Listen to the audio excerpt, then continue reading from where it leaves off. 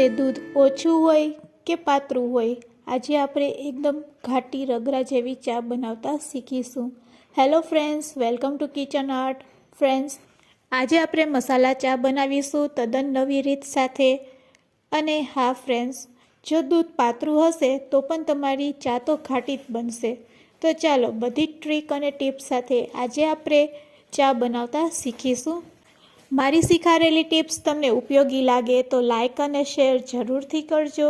અને હા, મારી ચેનલ ઉપર નવા હોય અને મારી ચેનલને હજુ સબસ્ક્રાઈબ ન કરેલ હોય તો સબસ્ક્રાઈબ કરી બાજુનું બેલ બટન દબાવવાનું ભૂલશો નહીં, જેથી કરીને તમને મારા નવા વિડીયોનું નોટિફિકેશન મળતું રહે। તો ચા સૌથી પહેલાં કેમાં બનાવવી? તો ચાને હંમેશા પિત્તળના વાસણમાં અથવા તો તાંબાના વાસણમાં બનાવવી જોઈએ, પણ દરેકના ઘરમાં તે પોસિબલ નથી, એટલે આજે આપણે સ્ટીલના વાસણમાં ચા બનાવીશું। તો અહીંયા આપણે સ્ટીલના વાસણમાં આજે ચા બનાવતા શીખીશું। હવે ફ્રેન્ડ્સ, માની લો કે તમારા ઘરમાં દૂધ ઓછું છે અથવા તો દૂધ પાતળું આવેલ છે, તો શું કરશો? તો આજે આપણે પાતળા દૂધમાંથી ચા બનાવીશું તદ્દન નવી રીત સાથે। આ ચાને આપણે મસાલાવાળી ચા બનાવવાના છે। અને હા ફ્રેન્ડ્સ, આ મસાલો આપણે ઇન્સ્ટન્ટ બનાવવાનો છે, એટલે ચાનો સ્વાદ પણ ગજબનો આવશે। તો પાતળું દૂધ હોય તો આ રીતે અહીંયા આપણે 2 કપ જેટલું પાતળું દૂધ લઈ લેશું અને તેની સામે અડધા કપ જેટલું આપણે પાણી એડ કરશું। હવે તમે કહેશો કે દૂધ તો પાતળું છે ને વળી આપણે અડધા કપ જેટલું પાણી એડ કરેલું છે। તો ફ્રેન્ડ્સ, ચાને પકાવવા માટે પાણી એડ કરવું તો ખૂબ જ જરૂરી છે। વળી આપણે 2 કપ જેટલી ચા બનાવવાની છે, તો અહીંયા અઢી કપ જેટલું અહીંયા આપણે દૂધ જોશે।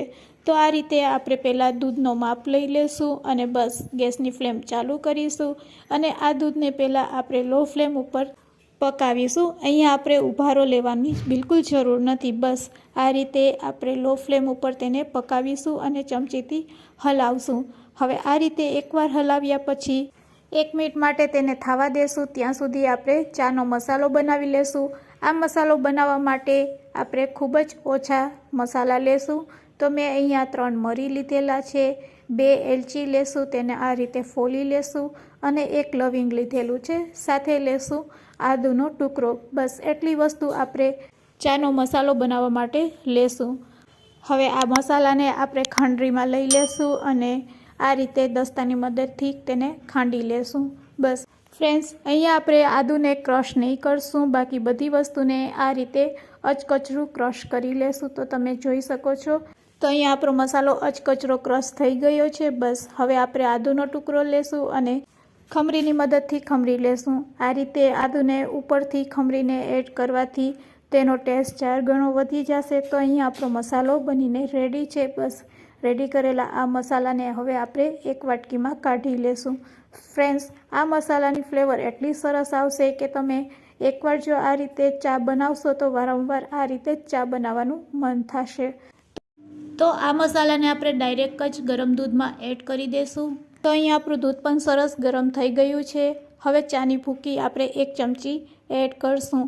તો ફ્રેન્ડ્સ, અહીંયા આપણે કડક ચા બનાવવાના છે, તો મેં 1 ચમચી જેટલી ચા એડ કરેલી છે અને તમારે વધારે કડક પીવી હોય તો તમે થોડીક વધારે પણ એડ કરી શકો છો, એ તમારા સ્વાદ ઉપર ડિપેન્ડ છે।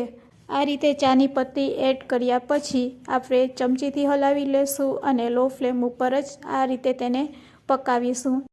તો ચા નાખ્યા પછી ફક્ત 6 મિનિટ માટે જ આપણે આ રીતે ચમચીથી અથવા તો ચમચાથી ચાને હલાવતા જશું અને પકાવશું, જેથી કરીને ચા એકદમ કડક રેડી થઈ જશે અને તેનો કલર પણ ચેન્જ થઈ જશે।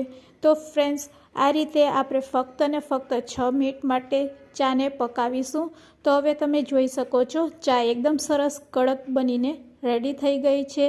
હવે આપણે સિક્રેટ ઇન્ગ્રીડિયન્ટ્સ નાખવાનું છે, જે આ ચાને વધારે ઘટ બનાવશે। તો ચા તમારી ગમે તેટલી પાતળી હોય, તેને ઘટ બનાવવા માટે એક ઇન્ગ્રીડિયન્ટ્સ છે, તે છે, તો અહીંયા આપણું સિક્રેટ ઇન્ગ્રીડિયન્ટ્સ છે મિલ્ક પાવડર। હા ફ્રેન્ડ્સ, બજારમાં આરામથી 10 રૂપિયાના પેકેટમાં મિલ્ક પાવડર મળી જાય છે। બસ આ મિલ્ક પાવડરમાંથી તમારે ફક્ત ને ફક્ત 1 ચમચી જેટલો મિલ્ક પાવડર લેવાનો છે અને આ મિલ્ક પાવડરને તમે પાતળા દૂધમાં એડ કરી દો અને બસ આ રીતે મિક્સ કરી લ્યો।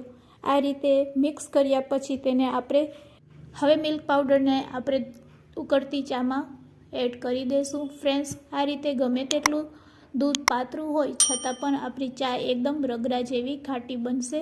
તો ફ્રેન્ડ્સ, આ રીતે મિલ્ક પાવડર એડ કર્યા પછી એક વખત તેને ચમચીથી હલાવી લેશું અને ડાયરેક્ટ જ તેમાં ખાંડ એડ કરી દેશું. તો ફ્રેન્ડ્સ, જો મોટી ચમચી હોય તો 2 ચમચી ખાંડ એડ કરવાની, નકર 3 ચમચી. તમારા સ્વાદ મુજબ તમે ખાંડ વધારે કે ઓછી એડ કરી શકો છો. આ રીતે ચા પાકી જાય પછી તમે ખાંડ એડ કરશો એટલે ચામાં એક બેલેન્સ જળવાઈ રહેશે અને આ રીતે બનાવેલી ચાને તમે પીશો તો તમને ખૂબ જ મજા આવશે. બસ ખાંડ એડ કર્યા પછી ફક્ત 1 મિનિટ માટે જ તેને આ રીતે આપણે પકાવીશું. તો ફ્રેન્ડ્સ, અહીંયા આપણી ચા બનીને રેડી છે. હવે ગેસની ફ્લેમ હાઈ કરીને તેમાં એક ઉભારો આપણે લઈ લેશું અને પછી ગેસની ફ્લેમ બંધ કરી દેશું. તો હવે તમને ખ્યાલ આવી ગયો કે ચાની પત્તીને ફક્ત 6 મિનિટ પકાવવાની છે અને પછી ગમે તેટલું દૂધ પાતળું હોય તમારે મિલ્ક પાવડર એડ કરી દેવાનો, એટલે આપણી ચા છે એ રગડા જેવી બનશે. તો આ રીતે એક ઉભારો આવે એટલે આપણે ગેસની ફ્લેમ બંધ કરી દઈશું. તો ફ્રેન્ડ્સ, ગરમા ગરમ ચા રેડી છે સર્વ કરવા માટે. તો ચાલો હવે ચાને આપણે સર્વ કરીશું. તો ઘાટી રગડા જેવી ચા બનીને રેડી છે 2 કપ. તો ફ્રેન્ડ્સ, આ રીતે તમે જ્યારે પણ કોઈ મહેમાન આવ્યા હોય અને ઘરમાં દૂધ ઓછું હોય કે પાતળું હોય ત્યારે આ રીતે તમે ચા બનાવીને તેમને આપી શકો છો. તો ફ્રેન્ડ્સ, આજની ટિપ્સ તમને કેવી લાગી તે મને કમેન્ટ્સમાં જરૂરથી કહેજો.